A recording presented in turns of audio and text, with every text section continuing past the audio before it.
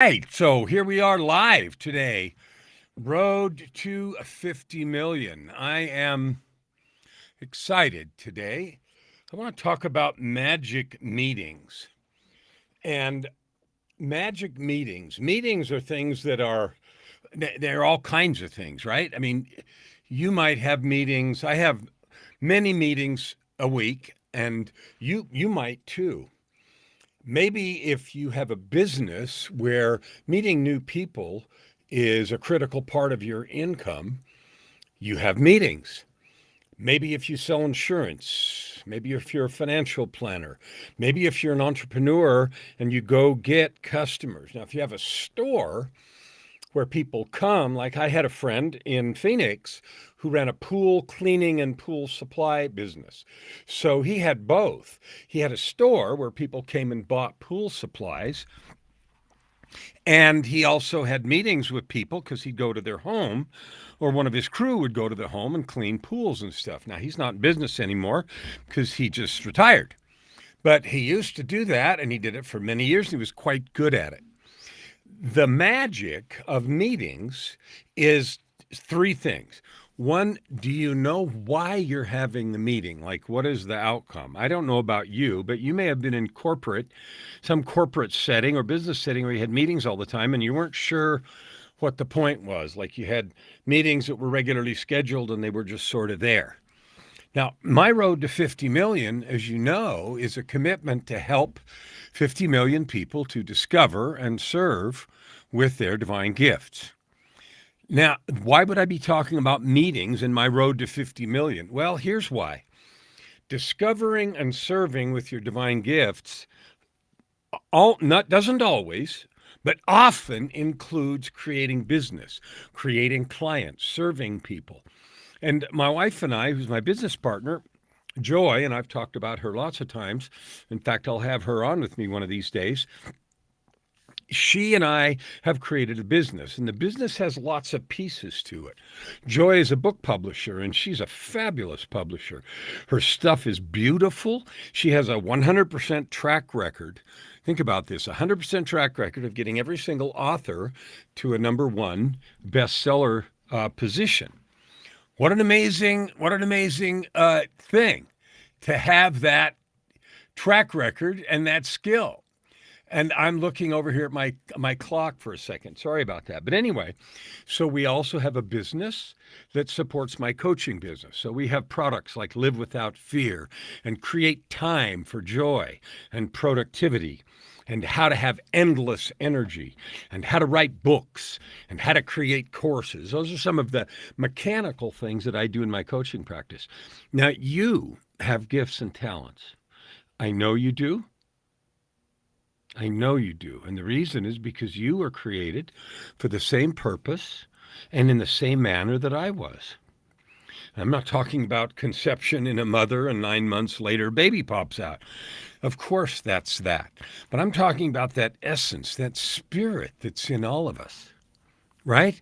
Now, that spirit in all of us came from the same divine parentage, the same divine source.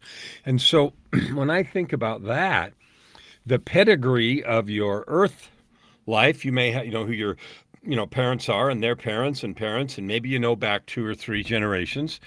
In the church that I belong to, we do a lot of genealogy work. And we're very interested in our forefathers. And so some people that I know have their ancestry traced back many generations. But the generation or the pedigree of your spirit, the essence in you, fits on a single line. The parents of your spirit, that essence inside of you, are divine, God. And, uh, you know, maybe their mother and father, God and his wife. They're your parents spiritually, right? So that means you have divine parentage. That means you have divine potential, right? It's just a given. And so when I talk about magic meetings, I talk about the opportunity that exists every time we meet someone new. Every time we get the opportunity to be acquainted with a new person, whether it's for business or not, that has the opportunity to be a magic meeting. Now, sometimes we have people come to the door, or we interact with someone in the grocery store or Starbucks or some other place, or maybe a networking group that you go to, and we don't do those meetings very well because we're not really focused on what we're trying to do. I don't know about you, but have you been to a network meeting where uh, someone barges up to you and they give an elevator speech and suddenly, you know, they're there and it feels really rude, I guess is what I was trying to say. I was I was at a networking meeting once, and a fellow and I were having a really interesting conversation. It was nice. There was a young fellow that I guess he needed to leave, and he sort of barged in, interrupted our conversation, handed us each a business card, and then went on a little spiel and said, "Well, I'm this and this and this, and I sell this and this and this and this, and just wanted you to know all that." And then he turned and walked away. And the interruption was so abrupt, and the whole feeling was so weird that after he left, this fellow and I, we both looked at each other, and nothing was said, and we both took the business card and tore it in half at the same time. And it wasn't, and threw it away. And it wasn't that there may not have been a need at some point for that service. It was that the interruption and the presentation was so awkward and so rude that neither one of us felt like we would want to follow up with someone who did business in that fashion. So let's talk about meetings, magic meetings. In these days, we have more and more and more of them online. More and more meetings online where you meet people on Zoom. I belong to a thing called Lunch Club. If you're not using that, you should be, if your business involves meeting people. I've met people all over the world, and I've had some 250 meetings. I met 250 new people I wouldn't have met otherwise, and they're from all over the place, from in Asia and Russia and Georgia and South America, Patagonia and Mexico and Canada and the U.S. and Europe and Germany and South Africa even. And there was even one from, I think, Fiji. So all over the place, all over the world. And, when I first started doing it, I didn't have those meetings with the idea that I was going to create clients. I just had the meetings with the idea that I was going to just meet some new people and get to know them. And yet, in order to do it, you fill out a form that you tell a little bit about yourself and why you'd like to meet people and what kind of people you'd like to meet and so forth. And it's done with an AI, artificial intelligence, just like the ChatGPT engine and some of the picture illustration and drawing engines that are out now that are really good. And AI is really good. So the matches that I've had, these 250, I would guess that at least 95% of them have been very appropriate, very good. And it's not that the other 5% were bad people, of course not. But they were just, I couldn't figure out why they would have matched me with that person. I had a nice conversation and it was done. But 95% of them were people that I either could do business with, maybe I needed their stuff, maybe they needed mine, even if we never talked about business, which most of the time we don't. And I never started that with the idea of creating business. I started during the pandemic, and I've met a lot of people since then. It's been a lot of fun. And as it turns out, some of those meetings have been magic. I've created a lot of business from them, even though I didn't set out to do that. So as you discover and serve with your divine gifts, are you taking the opportunity to make every one of your meetings magic? That's just a question. You have the opportunity to do that. And whether or not a meeting is magic obviously depends on both of you. But what I've discovered, and I'll share it with you, is that it depends a lot more on me. 90% on me, or 95% even. And here's why. The other person is in the meeting, but if we are present, if we're focused on the energy that we are bringing, and if we're there to love and serve, we can, I won't say control the meeting, because you can never control what someone else does, nor do I wish to. But people respond to the energy you bring or I bring to a conversation.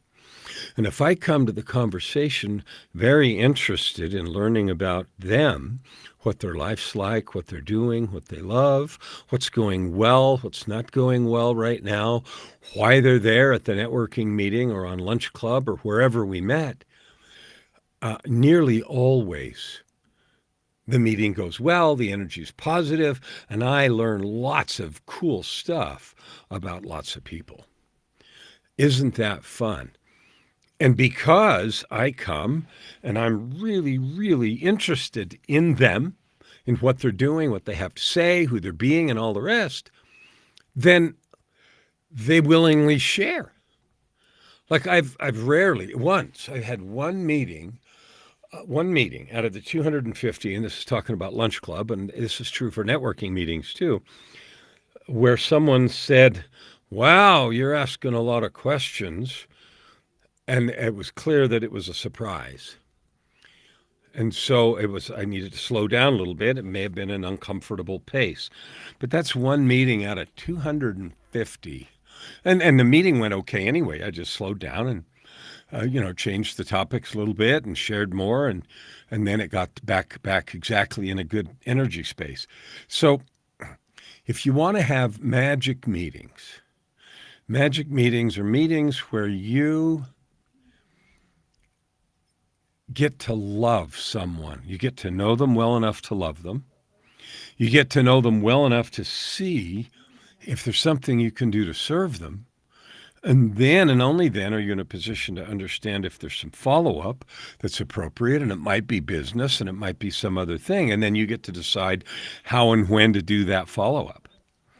So magic meetings, and I use that title because for two reasons. One, I wanted to talk about meetings themselves, about the opportunity we have to meet people. I view that as a sacred opportunity. Every single time I get to meet one of you, that's a sacred opportunity for me, because I'm staring face to face with someone, I'm looking face to face at someone who also is a divine creation. Everyone that is either at a networking thing or on lunch club or anywhere, they're there to meet. They're there to talk to people. Most people that I meet don't really know how to do it very well, and so it's awkward sometimes and a little clumsy, and then there's a lot of back, little energy awkwardness. But if you come just with love and you come just to meet them, and if you come to joyfully explore what's possible, all that evaporates in about 2 minutes. It's funny because when I meet people that are complete strangers, and it's not just lunch club, it's when I interview people for podcasts too. I have a team that finds me podcast guests and finds podcasts for me to be on.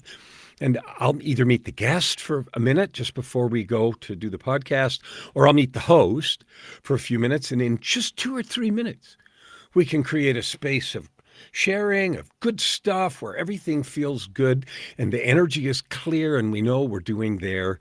We know what we're doing there, and we know that it's good and it's fun and it's going to be productive. All of that comes from one place. And this ties back to this road to 50 million, because my commitment this year is to help, not just to meet, but to help 50 million people to discover their divine gifts and then to choose to serve with them. Quite often, that also means, how do I make money doing what I love? Well, I used to think that was hard. I really did. When I started on this journey 15 years ago, I struggled with how am I going to do that? I didn't understand how it would work. I didn't understand, I thought I had to be lucky or know somebody or, go collect a bunch of big endorsements or something, and none of that's true. It's a million times easier than that, and I'm so grateful that it is. So when discovering your gifts and serving with them is the most important and effective and powerful thing you can do. The gifts that you have, the experiences that you've had, who you have become as you move through your life is the best gift you can give to anyone. It's the best gift you can give to me. It's the best gift you can give to anyone who might be your client, whatever it is you have to offer. Think about this for a minute. Let's say someone offers financial services or something. I have a client who helps financial planners get clients. And if you offer financial services, financial planning services, estate planning, or some other thing, whether it's through insurance mechanisms or through some other form, you have the opportunity to do some huge service for someone.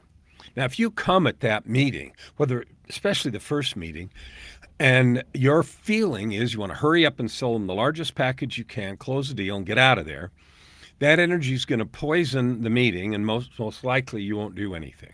Most likely no business is going to happen. On the other hand, if you come to that meeting with the idea of just finding out all about them, what their goals are, what their aspirations are, what their time frame is, what's happened to them before, what's their previous experience with this kind of product or service, and you really get to know what's going on in their life, and then you offer thoughtful and considered suggestions based on everything you've learned about them and listened very well, then the likelihood is really high that the meeting will go well and you can have some kind of a business arrangement. It's the same whether you're offering coaching services, whether you're offering book editing services, video editing services, or any other service that you might offer someone. I had a conversation with somebody this morning about video editing, and it's someone that I'd only met a few weeks ago. And it was clear in that conversation that this person understood how editing needed to be done so that there was congruence between the words that were spoken in the video, the music that was in the video, and the visual images, how those needed to match and carry the power of the story. So I came away from the call feeling like, wow, there's a good opportunity here and we might be able to do some work together. That's true in every niche. It's true in every interaction. Now, every interaction doesn't need to be aimed at business, and discovering and serving with your gifts doesn't have to always be business oriented. But most folks that I talk to about this want to. They want to create business with their gifts and talents. Well, you can, and I'm offering you help. I'm an expert at it. I've done it in multiple areas, and it's fun, and it's easier now than it's ever been. So make every meeting you have with someone magic. It's in your control. And if you make it a commitment for yourself, no matter what, to leave the meeting with a powerful connection and the opportunity to follow up because everyone feels heard and listened to, then you'll have far more success. Now, my road to 50 million is to help 50 million people. If you can help me do that, I'd love to hear from you. If I can help you discover and serve with your divine gifts, I'd like to hear from you. I'll see you tomorrow on the road to 50 million.